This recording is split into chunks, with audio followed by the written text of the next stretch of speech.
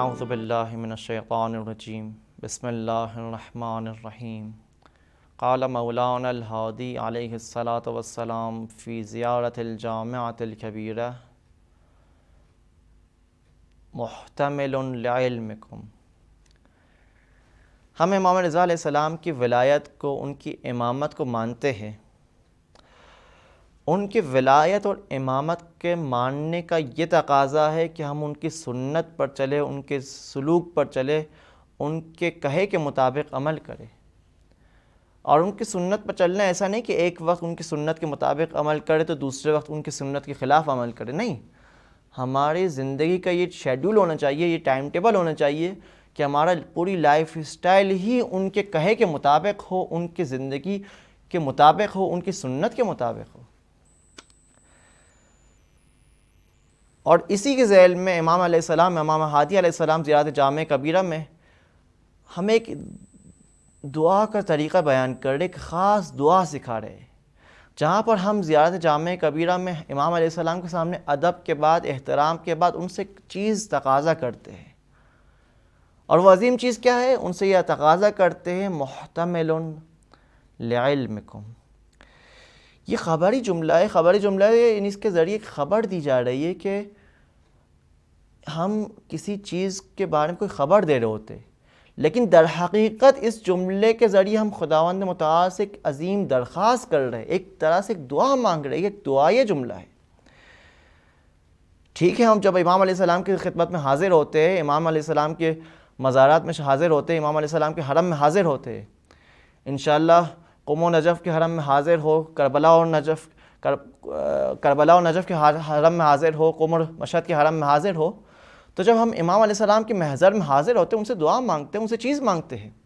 ان سے کیا مانگتے ہیں؟ ان سے مال و دولت مانگتے ہیں، عزت مانگتے ہیں، صحت مانگتے ہیں، تمام تر چیزیں مانگتے ہیں، اور مانگنی چاہیے، صحیح۔ لیکن ان سے بالاتر ایک درخواست ہے جو ہم امام سے مانگ سکتے ہیں، ان سے بالاتر ایک دعا ہے جو ہم امام سے مانگ سکتے ہیں۔ اور وہ خواہش، وہ درخواست کیا ہے؟ وہ درخواست یہ ہے محتمل لعلمکم۔ اے امام رضا علیہ السلام،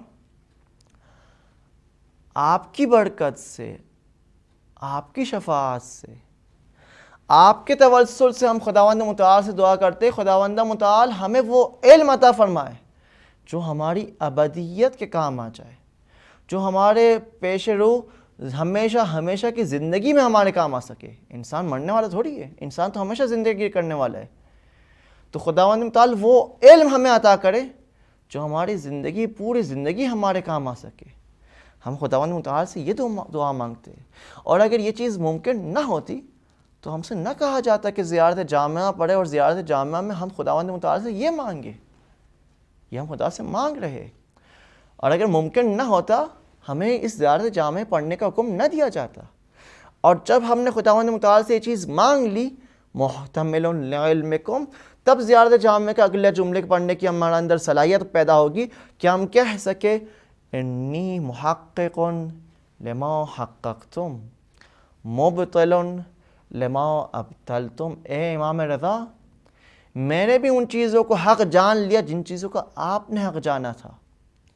اپنی ریسرچ کرنے کے بعد، اپنے لیے دلائل پیش کرنے کے ساتھ ساتھ، میں نے بھی ان چیزوں کو حق مان لیا جن چیزوں کو آپ نے حق مانا تھا، اور میں نے بھی ان چیزوں کو باطل مان لیا جن چیزوں کو آپ نے باطل مانا تھا۔ انی محقق لما حققتم مبطل لما ابطلتم۔